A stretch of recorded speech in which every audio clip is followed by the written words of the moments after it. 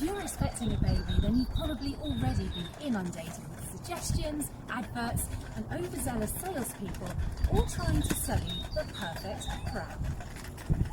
It can be a bit overwhelming, and with prices for the latest IT prams soaring to £3,000 and beyond, it can be really hard knowing which one to go for.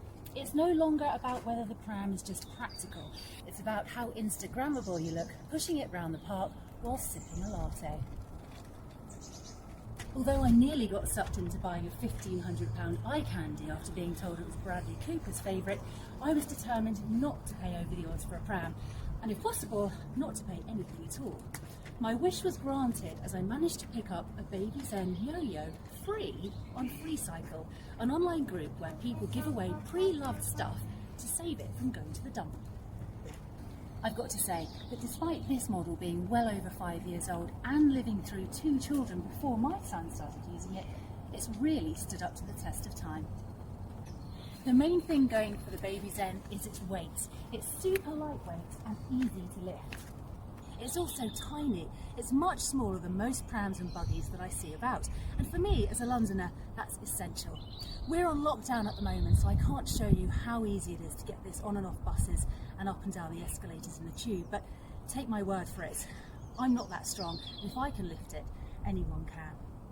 It's so compact that not only does it fit into the tiniest of gaps on the bus, it also fits into our little 2-bedroom London flat. We put it on the landing right next to the front door, and that's a godsend because I would hate to have a big bulky pram right in the middle of the living room, dirty wheels all over the carpet. It'll also fit easily into any car boot, meaning you don't have to go and swap your little runaround for a giant people carrier just to accommodate the pram. We actually have an estate car, so we just dump it in the boot without even folding it up. But if you've got a small boot, it's really easy to fold up, and it folds up small. So small that you can even take it onto a plane and put it into the overhead luggage compartment as carry-on. In fact, we took it to Ibiza last year, didn't we, when you were just 3 months old? And we had no issues at all. So yes, for me, the BabyZen's small size is its biggest selling point. We've been using the BabyZen since Chibi was born because it has 2 configurations, a bassinet for newborns and then a seat for when the baby hits 6 months and they want to sit up and have a look around. If you like assembling Swedish flat pack furniture, then the switch over from bassinet to buggy will be an absolute doddle. For the rest of us though, I advise taking a really deep breath, muster up as much patience as you possibly have and prepare a whiskey. It is doable, but only if you don't lose your shit. Because of the BabyZen's tiny size and weight, there are a few downsides. For example, you do compromise a little bit on storage, but it's not too bad. Underneath the buggy you've got this storage pouch here, which you can actually surprisingly fit quite a lot into. Again, because it's lightweight, the body is a little bit flimsy, so I wouldn't recommend taking this buggy off-road. And as you can see, the baby does tend to slip to the side quite a lot, and these straps, they do hold him in, but they're not the best. So I wouldn't recommend flinging the buggy around too much or going for a run.